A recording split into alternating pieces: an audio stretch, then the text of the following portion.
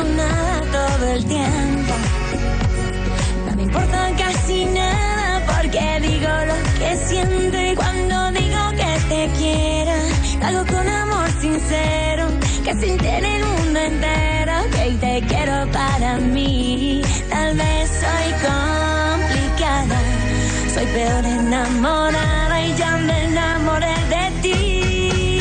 Regálame un beso, regálame un sueño, ven, dame tu frío y lo convierto en mi calor. Te regalo mis sentidos, la ilusión de mis latidos.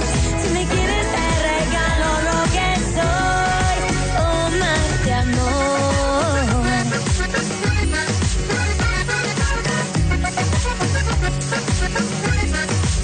Regálame un beso, regálame un sueño,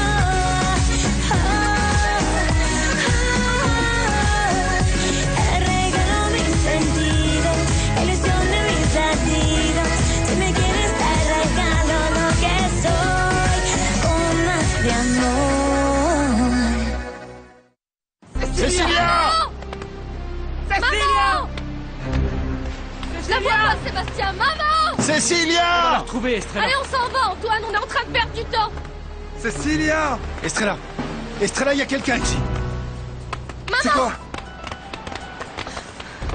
Maman! Maman! Maman! C'est ma maman! Maman! Maman! Maman! Maman! Maman! Maman! Maman! Réveille-toi, maman! Maman! Calme-toi. Maman! Maman! Maman! Maman! Maman! Elle est morte! Maman! Maman! Oui, ma chérie. Bon, moi je vais aller faire un tour du côté des terrains qu'on a dynamités, histoire de voir s'ils ont au moins retrouvé la piste de cette pauvre Cécilia, non? Oui, J'y vais? oui, Manuel, oui. On l'a retrouvée! S'il te plaît! Oh mon Dieu, Tout va qu'est-ce bien. qui s'est passé? Qu'est-ce qui s'est passé, mon Dieu? Mais Vous l'avez retrouvée? Laissez sur le terrain dynamité par Léon Sarah. Poussez-vous, laissez-la respirer. Arrêtez de vous agiter. Maman, je t'en supplie! Elle respire encore? Oui, par chance. je t'en supplie. Oui, calme-toi. Qui a pu Amenez-moi de faire ça, l'alcool, maman? dépêchez-vous! Qui a pu la mettre dans cet état? Qui a pu la mettre dans un état T'as fumé pareil? un salopard, un saligo, une ordure! Ne t'inquiète pas, ma petite Sébastien. on le retrouvera et on le S'il te plaît, publiera. va vite nous chercher le docteur, s'il te plaît, vite. Non, pas besoin d'appeler le docteur, non, le village est beaucoup trop loin. Il vaut mieux faire appel à Tristana. Oui, Tristana. Allez, viens avec toi. Oui, Tristana. Ah, la voilà. Par ici, vite. Laissez-la passer. Allez, viens. On a dit que Cécilia a besoin de moi. Tristana, s'il te plaît, fais quelque chose! Calme-toi, t'inquiète calme-toi. pas, j'ai apporté mes herbes, je vais la soigner. Laisse ta faire, ma chérie, ça va aller. Alors, Tristana, qu'est-ce qui se passe? Qu'est-ce qui se passe? Je ne voudrais pas vous faire peur, mais Mais quoi? Mais parce que quoi? comme ça, à première vue, je ne sais pas si elle survivra.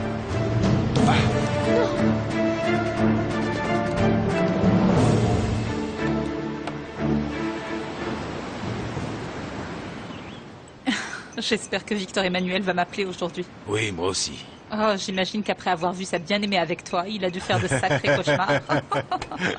Je sens qu'il va m'appeler pour me demander de l'épouser. Ah, si Cordélis demande ta main, on va s'arranger pour organiser le mariage en moins d'une semaine. Parce que plus vite tu contrôleras la vie de notre marin d'eau douce, et plus vite le village m'appartiendra. Ouais. Ne t'en fais pas, papa. La première chose que je ferai, c'est le convaincre de te vendre cette terre. C'est une promesse. J'ai trop faim. Moi aussi. Mais où est passée cette idiote? J'en ai aucune C'est idée. dingue. Charlotte! Pardon d'être en retard, mademoiselle. J'ai dû aller acheter de la tortilla et des œufs. Ils ont tardé à me servir parce qu'il y avait encore du remue-ménage. Qu'est-ce qui bouleverse le village cette fois? Hermine, la fille de Bernard. Elle m'a dit que la mère d'Estrella avait été agressée cette nuit. On voulait la tuer. Elle a été ruée de coups. On voulait? Ça veut dire que cette folle n'a pas passé l'arme à gauche? On ne sait pas, monsieur. Mais d'après ce que racontent les pêcheurs du village, ils disent que la mère d'Estrella a peu de chance. Oh, ben pas la peine d'en faire un fromage, tout le monde l'a vu venir, non? Ne me regarde pas comme ça, espèce d'imbécile. C'est logique que cette folle disparaisse comme ça. Sa vie a été une tragédie, elle se termine en tragédie, voilà. Maintenant, va me chercher mon café. Et que ça saute! Allez, bouge tes grosses fesses! Erwan, comment va ma mère? T'as fini de l'examiner? L'agression a sûrement été très violente. La blessure à la tête est responsable de sa perte de connaissance. Apparemment, aucun organe n'a subi de dommages. Mais comment c'est possible que quelqu'un soit lâche et cruel au point de s'attaquer à une pauvre femme malade et sans défense? Elle va pas mourir, Non, pas vrai, non, Erwan. non, non, non. Rassure-toi, ta mère va s'en remettre. Alors pourquoi elle est toujours inconsciente, docteur? Parce que je lui ai injecté un sédatif pour qu'elle supporte la douleur des coups de poing et des coups de pied qu'elle a reçus. Le calmant va la faire dormir, mais le sommeil est réparateur. Elle se sentira mieux. Heureusement que Tristana ne nous a pas abandonnés, docteur. Elle est venue dès qu'elle a su. Elle est restée avec Cecilia toute la nuit. Vous savez, elle l'a soignée avec des herbes et grâce à ça, à l'heure qu'il est, Cecilia est saine et sauve. Aurore, excuse-moi, mais ces herbes ne sont que des palliatifs. Ne recommence pas. S'il te plaît, ne te fie pas à ces remèdes. On doit découvrir qui a fait ça à ma mère. Il faut absolument que je le trouve pour le faire arrêter et juger. Et ils ont trouvé la pauvre Cécile étendue sur le sol, là, tout près des terrains dynamités. Oh, Dieu tout-puissant, quelle horreur. Oui, quelqu'un l'a littéralement passé à tabac et l'a laissée comme ça, par terre, complètement inconsciente et à moitié morte. Vous vous rendez compte? C'est monstrueux. Comment imaginer qu'il puisse arriver des choses aussi horribles dans un village si tranquille, si petit? Oui, on se le demande. Mais dans quel état est-elle? Dis-moi, Manuel. Là, maintenant, comment va-t-elle? Ben, elle va plutôt mal. Elle est vraiment mal en point et son état est très préoccupant. Et voilà que la petite étoile de mer lui a nettoyé ses blessures avec une serviette et du coton. Et après, Tristana est arrivée avec ses herbes et ses potions. Et Dieu seul sait ce qu'elle a bien pu lui faire exactement. Mais heureusement, ce brave docteur Erwan a débarqué avant le lever du jour, il l'a examinée et lui a fait tout un tas de soins. Elle était en bonne main, heureusement. Sauf qu'elle n'a toujours pas repris connaissance. J'imagine l'angoisse de cette pauvre Estrelita. Et la pauvre petite gamine, vous savez, elle a souffert, elle s'est fait beaucoup de soucis pour sa maman. Elle pensait qu'elle allait mourir, que c'était la fin. Oui, Quelle évidemment, horreur. elle s'est fait beaucoup de soucis. Évidemment. Attends un peu, je m'en vais. Oui, d'accord. Je dois m'en aller, je vais ouvrir la porte aux visiteurs. D'accord, tenez-nous au courant de l'état de santé de cette Comment pauvre donc? Cecilia. Bien sûr, je vous tiens au courant. Ne vous faites pas de soucis, je vous informe. Merci, Je dois vite y Manuel. aller. À Allez. bientôt. Mais qui peut bien être l'enfant de salaud qui a frappé comme ça cette pauvre malheureuse? Quelle horreur. Bonjour, mon amour. Salut, Lucie. Bonjour. Comment vas-tu? Bien, merci. Bien, je vous laisse discuter tous les deux. À plus tard. Je te À sers plus un verre? tard. Non, merci.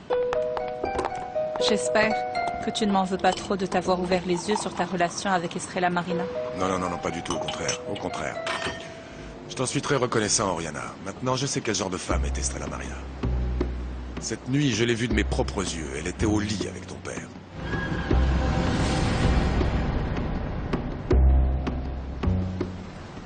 Ah, maintenant que ce brave docteur est parti et que tu sais que ta mère est hors de danger, tu devras en profiter pour aller dormir un petit peu. Aurore a raison. Tu t'es occupé de ta mère toute la nuit et tu n'as pas fermé l'œil. C'est vrai, je tombe de sommeil, mais c'est pas le moment de dormir. Je dois aller chez Victor Emmanuel pour lui dire que je peux pas travailler aujourd'hui. À cause de ce qui est arrivé à ma mère. Tu la surveilles, d'accord? Oui, ma grande. Je reviens tout à l'heure. l'heure. À tout à l'heure. J'avais pensé emmener Clémentine au village voisin aujourd'hui pour qu'elle achète sa robe de mariée pour ses noces avec Martin. Mais avec ce qui vient d'arriver à Cecilia, je préfère rester à la maison au cas où. Oh, mon cœur.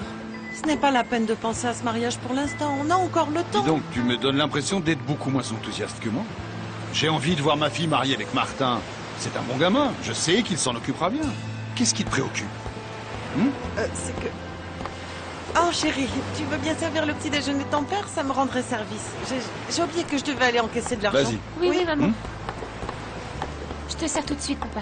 D'accord. Et une assiette. Et voilà. Clémentine, tu n'es pas enceinte.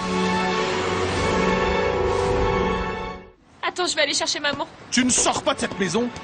Je veux savoir si tu es enceinte et ne t'avise pas de me mentir, Clémentine. Tu crois que je ne suis pas capable de reconnaître une femme enceinte? Combien de temps tu pensais pouvoir me cacher ton état? 9 mois, le temps que ce gamin vienne au monde? Ou est-ce que tu continueras à nier son existence? Ce n'est pas ce que tu crois, papa. Un enfant est un enfant, Clémentine.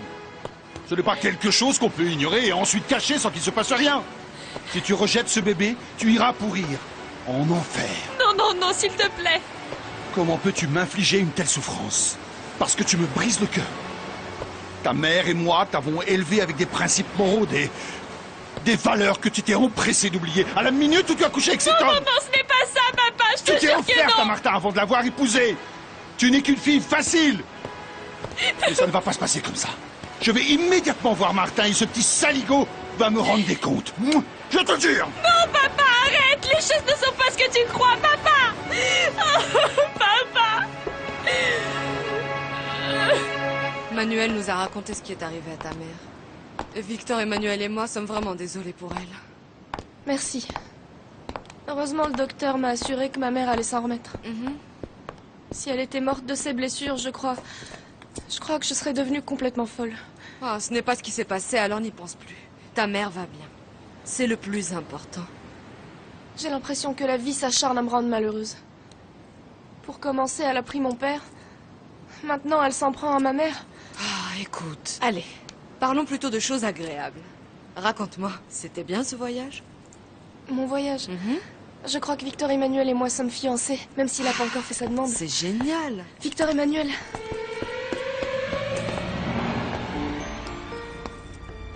Comment se porte ta maman? Beaucoup mieux, grâce à Dieu.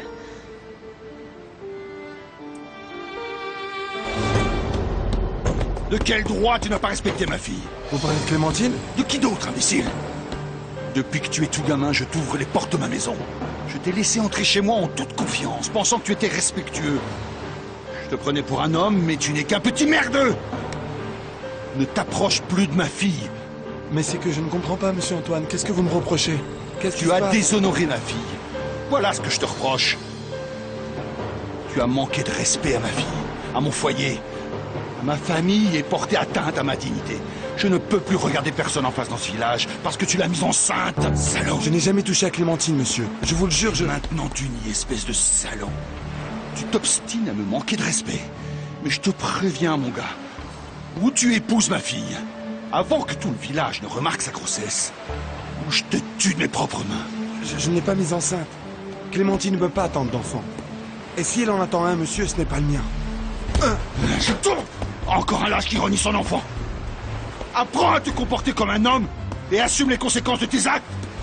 Ou tu épouses Clémentine très rapidement, ou tu vas entendre de quoi je suis capable pour défendre l'honneur de ma fille. Tu saisis, fumier? Je l'espère pour toi.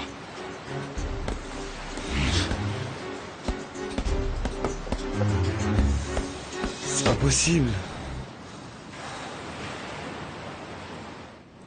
Je suis venue t'avertir que je pourrais pas travailler aujourd'hui. Je voudrais rester avec ma mère. Et Léon Barra, tu vas aussi le prévenir que tu ne vas pas chez lui? Non, je vais lui envoyer un mot pour le prévenir. Comme c'est étrange. Étrange que tu ne souhaites pas le voir, n'est-ce pas? J'ai jamais aimé aller chez Monsieur Barra. Quelle jolie hypocrite tu fais là. Estrella Marina, franchement, tu pensais vraiment pouvoir me cacher encore longtemps la vérité? Quelle vérité? Comment ça, quelle vérité? Je sais très bien quel est le genre de relation que tu entretiens avec cet homme. Pour quelle raison il te fait venir chez lui? Il fait de toi tout ce qui lui plaît.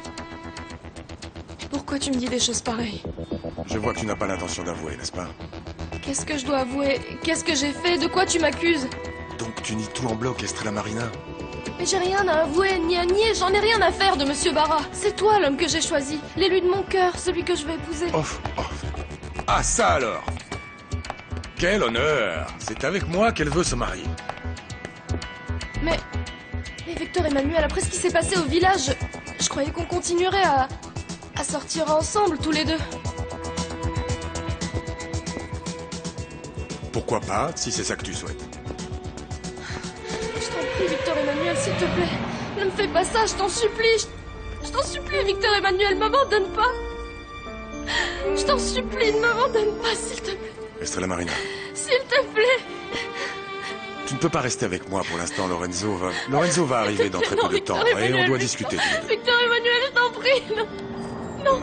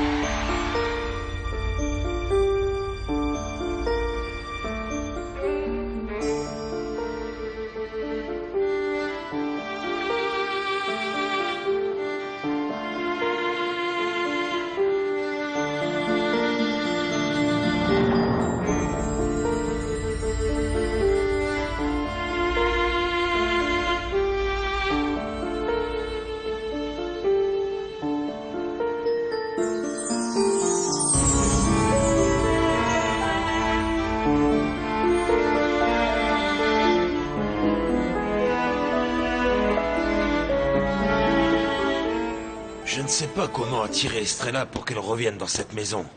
Enfin, papa, c'est un peu logique qu'elle ne vienne pas aujourd'hui après ce qui est arrivé à sa mère. Oui, c'est vrai. Elle doit organiser la veillée funèbre et l'enterrement de la folle.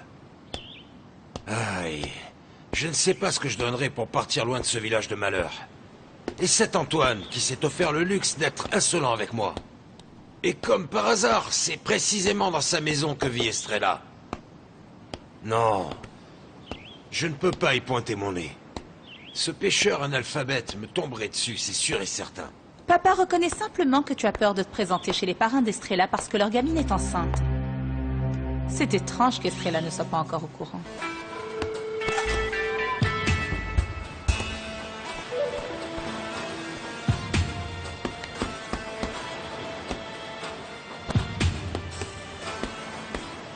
Alors c'est vrai.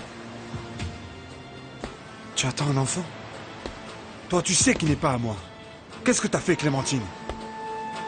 S'il n'est pas à moi, de qui est-il? Avec qui tu m'as trompé? C'est Dieu qui m'a soufflé ce que je devais lui dire. Et j'ai imposé à son esprit cette idée salvatrice pour résoudre le problème. Ah, Seigneur, ni Aurore, ni Clémentine ne sont allés au village voisin pour lui acheter une jolie robe de mariée. Ah, Seigneur Dieu, mais à toutes les deux, tu vois, on va lui en confectionner une. Tu crois que la taille lui ira? C'est magnifique! Qu'est-ce que c'est beau! Ce tissu est vraiment parfait pour une robe de mariée. Ah, j'ai trouvé un patron, ça va lui aller comme un gant, je vous le montre. Regardez. Alors c'est un modèle avec une coupe de style empire, comme ça. Elle va être resplendissante comme Joséphine. Qui est Joséphine, madame? Mais l'épouse de Napoléon Bonaparte. Bonaparte? Je connais pas non plus. Ça fait rien.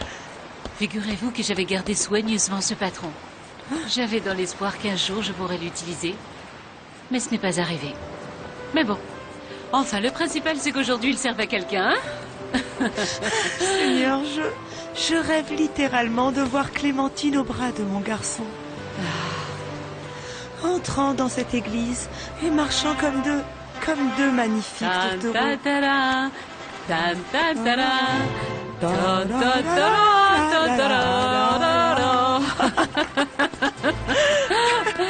Et qui est le gars qui t'a mise enceinte? J'ai le droit de savoir avec qui tu m'as trahi. Je t'ai jamais trompé avec personne, je te le jure, je ne t'ai jamais trahi, ce n'est pas de ma faute. C'est pas de ta faute, tu te fiches de moi? Non, ce n'est pas de ma Alors faute, tu m'as trompé? Je te jure que non, je te jure que je t'ai pas trompé, tu dois Alors me croire. dis-moi comment tu peux être enceinte? Et je veux savoir qui c'est. Martin, promets-moi que tu vas garder le secret, que tu diras rien à personne. Non, je ne te promets rien. Ton père m'a frappé. Et il veut que je me marie avec toi. Il veut que je répare une faute que je n'ai pas commise. Mais dis-moi, pourquoi tu m'as fait ça? Moi, je t'ai toujours aimé. Jamais je n'ai été infidèle. Je me réjouissais tellement à l'idée de t'épouser. Laisse-moi tranquille, Martin. Ne me dis pas des choses qui me font encore plus de peine, je souffre déjà. Mais enfin, je veux savoir ce qui s'est passé. Va-t'en, s'il te plaît. Je ne m'en irai pas avant de savoir qui c'est. S'il te plaît, va-t'en. Avec qui tu m'as trompé, Clémentine? Avec qui? Je te jure que non, Martin. Dis-moi avec qui? Dis-moi. Lâche-la tout de suite, Martin. Lâche-la, je te dis. Écoute, Clémentine n'a rien fait de mal. Vous mentez pour la protéger parce que vous êtes sa mère. Non, non, non, non. C'est la vérité, elle t'a pas trompé. Le propriétaire de la Pointe des Roches l'a violée. Maman, pourquoi tu lui as dit? Tais-toi. Pardonne-moi, chérie, pardonne-moi, mais je ne supporte pas de te voir accuser injustement. Maintenant, tu sais ce qui s'est passé. Martin, qu'est-ce que tu vas faire? Martin. Non, maman, je voudrais mourir. Maman, je voudrais mourir, je veux mourir. Pardonne-moi, mais je ne pouvais pas le laisser t'accuser à tort, chérie. Je ne supporte pas, non. C'est gentil de passer nous voir, Lucille. Vous devez vous ennuyer à la Villa Candinis. Mais je vous en prie, Merci. asseyez-vous. Merci, oui, un peu. C'est vrai, je m'ennuie un peu de mes activités sociales, mes œuvres de bienfaisance, le club, mes amis. Ce que vous devriez faire, c'est convaincre Victor Emmanuel de tout vendre. Qu'il se débarrasse de toutes ses propriétés et du village. Tenez, c'est une liqueur fine. On pourrait croire qu'elle a été faite pour vous. Merci. Elle a été élaborée tout spécialement pour les dames distinguées et splendides. Et qui ont un palais sachant apprécier les bonnes choses. Goûtez-la, s'il vous plaît. Vous aimez? C'est vrai, c'est vraiment délicieux. Bon, et dites-moi un peu, dites-moi, depuis que vous êtes veuve, pas de fiancé en vue? Ma foi, je n'ai pas rencontré l'homme capable de combler le vide laissé par mon époux. Je comprends, j'ai ressenti la même chose que vous. Oui, je me souviens. On en a parlé une fois chez Victor Emmanuel. Je n'ai plus connu l'amour depuis la mort de mon mari, non? À tort.